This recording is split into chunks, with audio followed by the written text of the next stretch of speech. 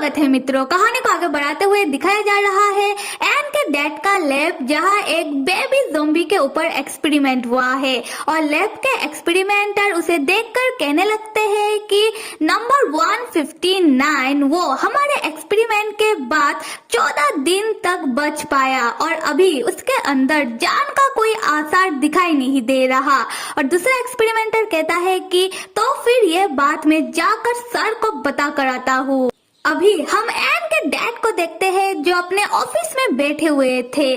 तब लैब का एक्सपेरिमेंटर आकर उन्हें कहने लगता है कि सर नंबर 159। एन के डैड कहते हैं कि हाँ मुझे पता है कि वो बच नहीं पाया, पर 159 हमारे एक्सपेरिमेंट के बाद 14 दिन तक सरबाद कर पाया। ये हमारा आज तक का एक्सपेरिमेंट में सबसे लंबा समय है। पर तुम लोगों को एक बात याद रखनी चाहिए, अगर ऐसे ही चलता रहा तो कैसे होगा। हमें हमारे एक्सपेरिमेंट में और सुधार करना होगा।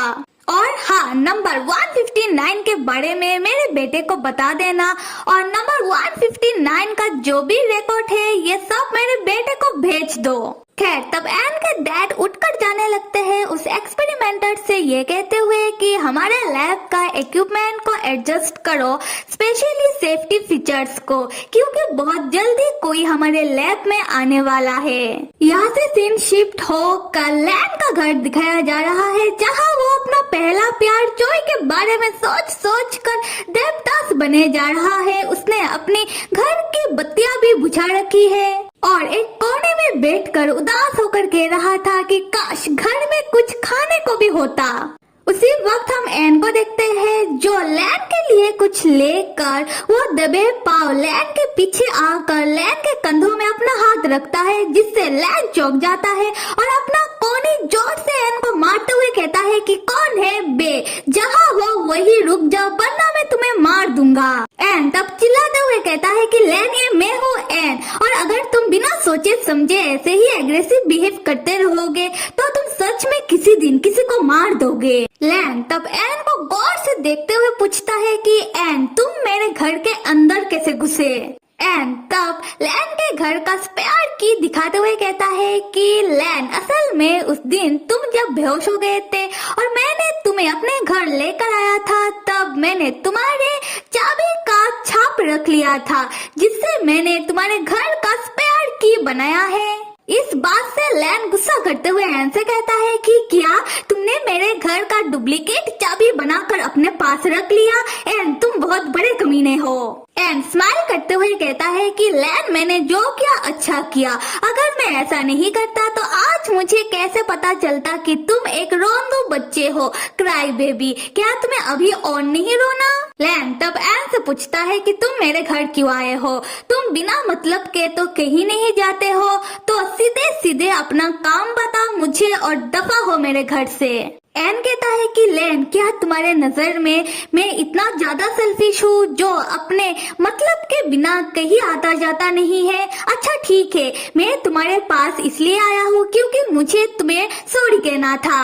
देखो लैन, मुझे पता है कि आज दिन में मैंने तुम्हारा और जोई का रिश्ता को लेकर ज्यादा ही क्यूरियस हो गया था और इस चलते मैंने तुम्हारे पर्सनल लाइफ में इंटरफेयर करने की कोशिश की, तो इसीलिए तुम मुझे माफ कर दो। तो तुम सिर्फ मुझसे नाराज मत होना। इस बात पर लैन एन के पास से उठ खड़ा होता है और दीवार पर अपना सर रखते हुए एन से कहता है एन मुझे तुम्हें माफ करने का कोई इरादा नहीं है, पर मैं कोई सेल्फिश लड़का नहीं हूँ और अगर तुम मुझसे ऐसे ही माफी मांगते रहोगे तो मेरे पास तुम्हें माफ करने के अलावा दूसरा कोई चारा भी तो नहीं बचेगा।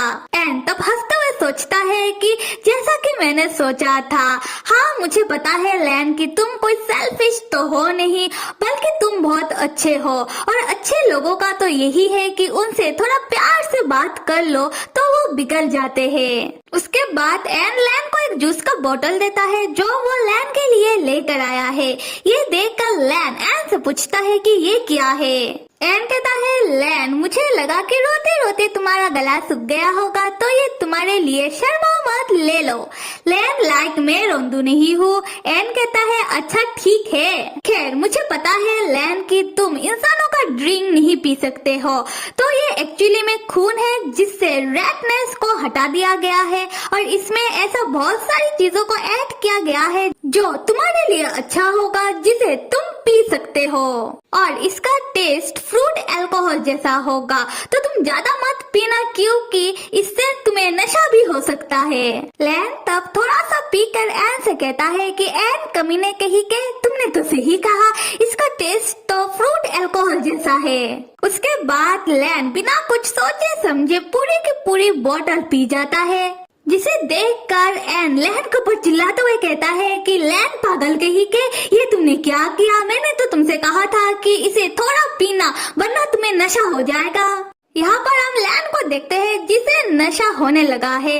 वो एन से कहता है कि तुम इतना परेशान क्यों हो रहे हो, ज्यादा से ज्यादा क्या होगा, मुझे थोड़ा सा नशा ही तो होगा, खैर मैं ये संभाल लूंगा। ये कहते ही लैन नशे में अपने बिस्तर में गिर जाता है। ये देखकर एन कहता है कि लैन हाँ मैं देख रहा हूँ कि तुम कैसे खुद को संभाल रहे हो। फिर लैन तुरंत उठ बैठता है और एन की जैकेट को खींचते हुए एन को अपनी तरफ करके कहता है कि एन तुमने सही कहा, ये जूस तो बहुत स्ट्रॉन्ग है, शायद मुझे कुछ ज्यादा ही नशा हो रहा है, और तुम इतना मुस्कुरा क्यों रहे हो। एन क्या तुम्हें पता है आज जो तुम इतना मुस्कुरा रहे हो तुम बहुत अजीब लग रहे हो। और एक बात तुम याद रखना, जैसे तुम दूसरों के साथ बिहेव करते हो मेरे साथ ऐसा करने के बारे में सोचना भी मत, क्योंकि मैं दूसरों से बहुत अलग हूँ और मैंने देखा है कि तुम मुझे दूसरों की तरह ही समझते हो। एन तब हंसते हुए लैन से कहता है कि लैन क्या तुम्हें सच में मेरा हंसता हुआ शक्ल पसंद नहीं है, क्या मैं सुंदर नहीं हूँ। लैन तब एन को देखते हुए उसे छोड़ देता है और तुरंत अपना शक्ल दूसरी तरफ करते हुए एन से कहता है कि एन मुझे नहीं पता। एन जो फिलहाल अलग ही मजाक के मूड में है, वो लैन से कहता है कि लैन मैं तो मजाक कर रहा था, क्या तुम मेरे मजाक से अनकंफर्टेबल हो गए हो, मुझे लगा था कि तुम्हें तो समझ आएगा कि मैं कितना सुंदर हूँ, पर हाँ मुझे समझ आ रहा है कि तुम नशे में हो, इसीलिए तुम्हें पता नहीं चल रहा कि मैं कितना सुंदर हूँ। इस बात पर लैन एन के सर में लात मार देता है और एन गुस्से में आग बबूला होकर लैन से कहता है कि लैन का इतना हिम्मत कि उसने एन के सर में अभी अभी लात मारा। और गुस्से में एन जैसे ही लैन की ओर देखता है वो पाता है कि लैन तो फिर से नशे में अपने बिस्तर पर गिर गया।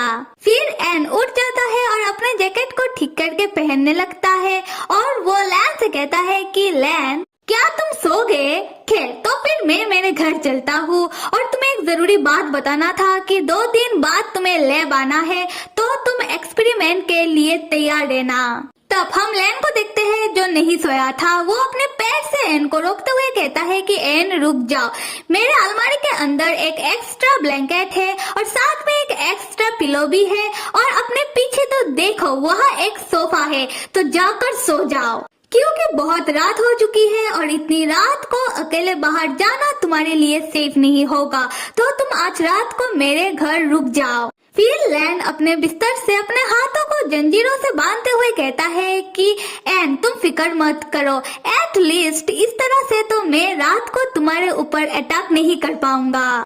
एन हंसते हुए लैन से पूछता है कि क्या तुम्हें मेरा फिक्र हो रहा है, पर तुम तो कहते रहते हो कि तुम मुझे बिल्कुल पसंद नहीं करते हो, तो फिर तुम मेरा फिक्र में मुझे अपने घर रुकने के लिए क्यों कह रहे हो, और ऊपर से तुम मेरे ऊपर अटैक न कर दो इसलिए तुम खुद को जंजीरों से भी बांध रहे हो, माजरा क्या है। और लैन लाइक चुप हो जाओ और जाकर सो जाओ। कुछ देर बाद हम एन को देखते हैं, जब वो सो रहा था उसी वक्त उसके फोन में मैसेज आता है। एन अपना फोन चेक करता है तो यह मैसेज उसके डैड के लैब से था, जहां वो लोग एन को नंबर 159 के बारे में बताते हैं और साथ में 159 का रिकॉर्ड भी बेचते हैं, जिसको एन पढ़ने के बाद सोचने लगता है आप लोगों ने आज तक जितने भी क्रिएचर के ऊपर एक्सपेरिमेंट किया है वो सारे के सारे कमजोर थे। फिर एन लैन की ओर इशारा करते हुए कहता है कि पर मेरे पास जो है वो सबसे खास है, सबसे अनमोल, और मुझे धीरे धीरे समझ में आ रहा है कि उसे मैं कैसे पूरी तरीके से हासिल करूं।